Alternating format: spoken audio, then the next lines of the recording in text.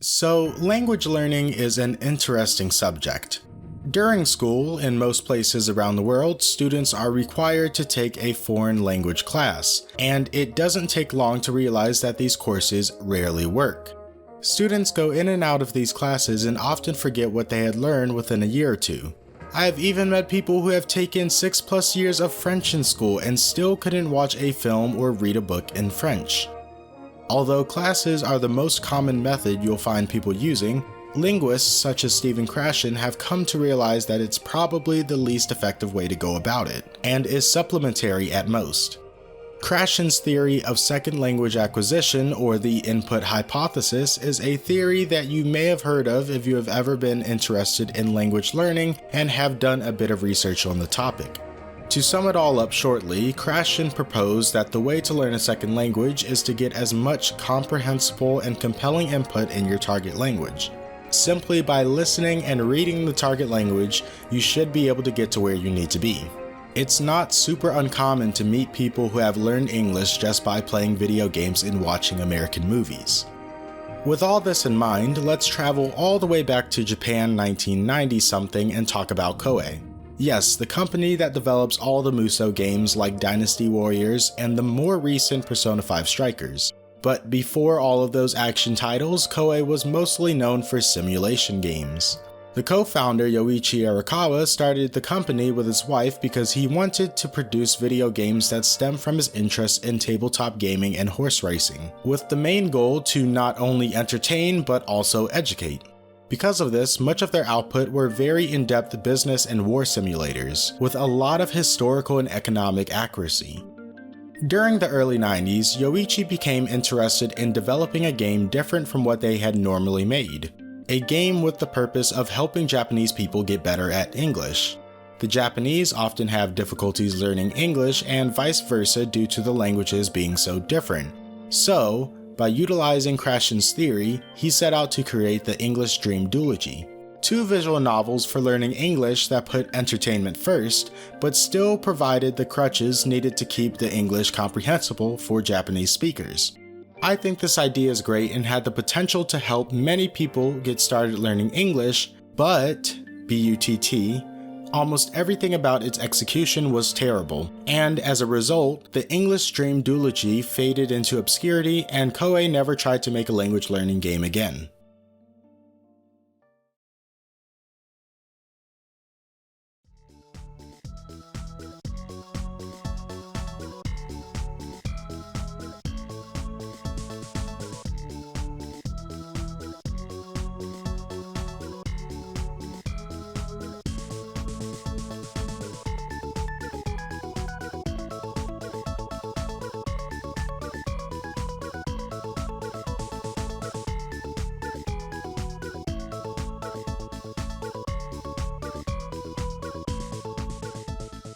This is Emmett, the first game in the English Dream series, and it starts off with an absolutely bangin' opening song and a crispy title screen. Heads up, Emit doesn't actually have anything to do with Emmett and has everything to do with time, because the developers decided the best way to title a sci-fi game about time was to spell it backwards. The game follows Yuri, a high school student who is stopped by an old man on her way to school. Who is initially thought to be some pervert who's trying to become someone's sugar daddy, turns out to be a child from the world of Emmett, a parallel universe where everyone ages backwards. So basically Earth but Benjamin Button. There are 2 doorways that connect Emmett to Earth and the one he went through was destroyed, so it's up to Yuri to help him find the other doorway so that he can go back home. To make matters worse, when 2 versions of the same person coexist in the same universe, the one who doesn't belong will rapidly age 1 year per day. And because the man ages backwards, every day he spends on Earth, he gets a year younger. And that's pretty much the setup for the story. It keeps things simple but interesting enough for a game with the goal of teaching English. Speaking of teaching English, although from a distance Emmett looks like any other visual novel, there are some cool stuff that make it learny and educational. This game has 2 text options and 2 voice options for English and Japanese. The player can choose any combination of these, so if you want to live out your weeb fantasies, you could totally set the voice to Japanese and just read English subtitles like one of your anime. Or you could use them how they were intended and switch between the two often to check if you understood what was being said. There's also select English words that have Japanese definitions for further clarification. At the end of each chapter, there are some activities that you can do to get a little more practice in. There's a comprehension check that asks you questions about the scene you just watched, a prediction activity that lets you predict what will happen next in the story, and conversation practice, which just switches a line or two from English to Japanese from a clip. I don't really get the whole point of it, but it's there. On top of that, there's a neat mini-game about catching criminals that works with listening skills, and it's pretty fun. None of these educational tidbits are super in your face, and you really aren't forced to use any of them. If you were a Japanese teen that only wanted to play this to enjoy the story, then yes, you could totally switch everything to Japanese and not bother with any of the English stuff because it's totally optional. And the game still works like that. It's an entertaining story that kept me interested all the way to the end. What the fuck? To be continued. There's more? Believe it or not, to be continued implies that the story continues with another part. And in Emmett's case, there is not just 2, but 3 parts that make up the whole story.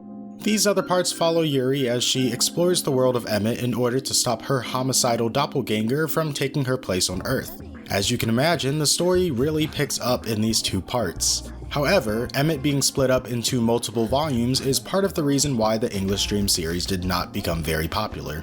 At release, Emmett's retail price was 8,800 yen, which is about 83 to 84 US dollars.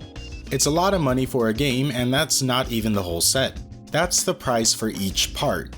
So buying 3 volumes of Emmett to experience the whole story and all the English learning goodness, you would have to fork up about $250. Now wait just 1 second, would you like to guess the total runtime of all 3 parts combined?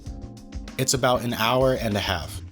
I'm not entirely sure what possessed Koei to price this game so fucking high.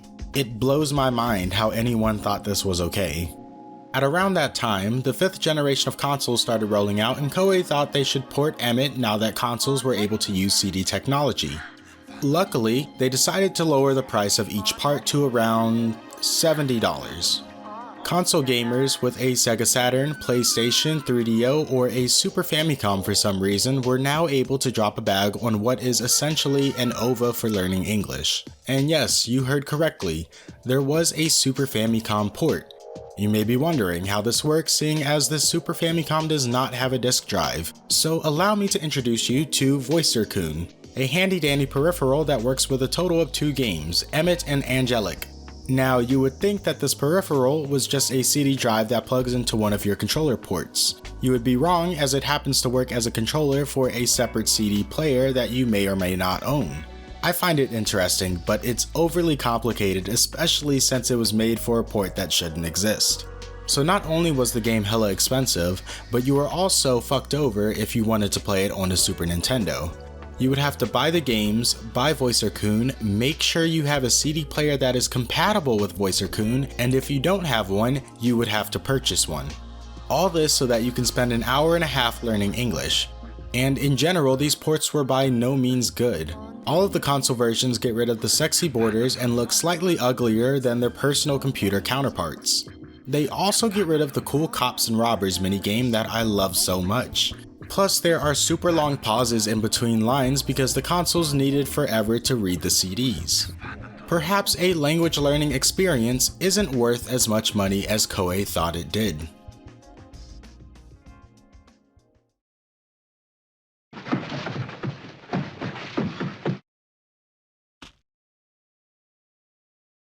Ron, Dad's fighting them! Run away as far as you can! Yoku, my legs are shivering and I can't move! Be brave and run! I don't wanna! I wanna stay with you! Wimp! You're not my brother anymore!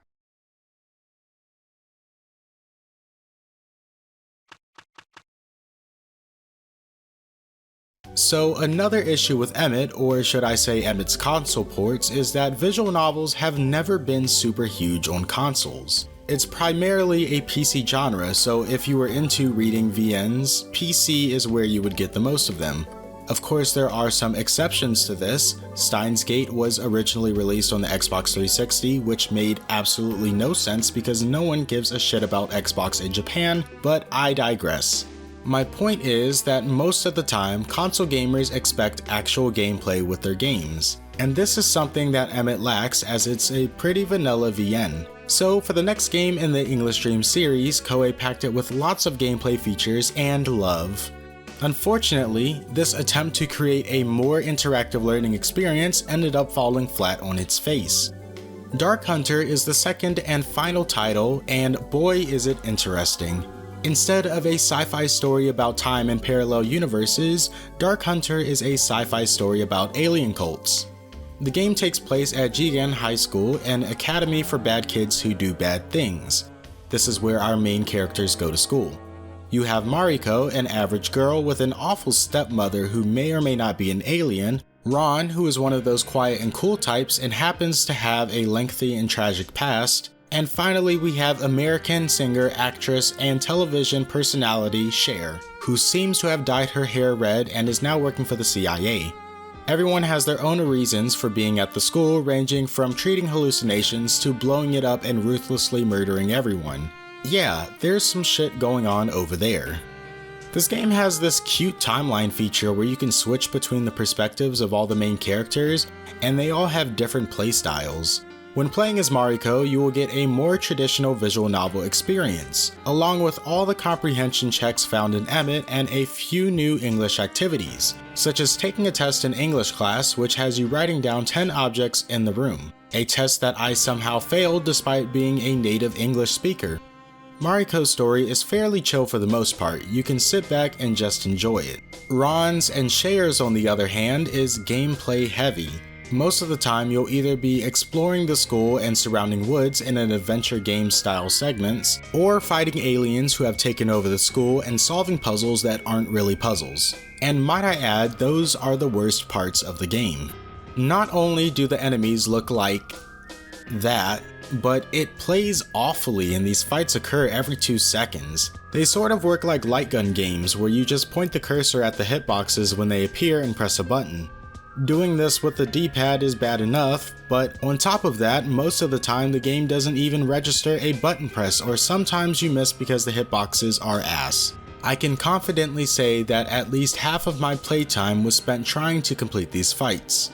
My super slow reflexes probably didn't help either. Now, I have been very vocal on this channel about my hate for adventure games, and the adventure sections of this game have to be the worst, most mind-numbing experience I've had in a video game in years. No items, no puzzles, only walking room to room until you trigger a cutscene. Rinse, repeat. Separate from the adventure sections, there are a couple puzzles if you want to call them that.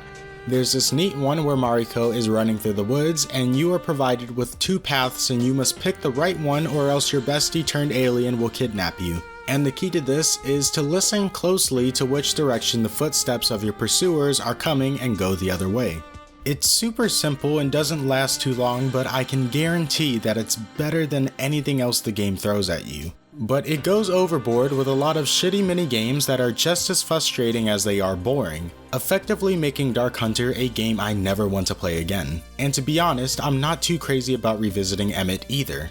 This sucks because both of these games have interesting stories to tell and are genuinely a good idea to help those who want to learn English, but they're just not it. And thinking back to when the games were released, I'm sure no one actually wanted to drop a bag on this game no matter how much they wanted to learn English. All I see when I look at these games are wasted potential, and it sucks that Koei didn't go about this in a better way. But hey, what's done is done and Koei is on to bigger and better things, so I don't think anyone really cares.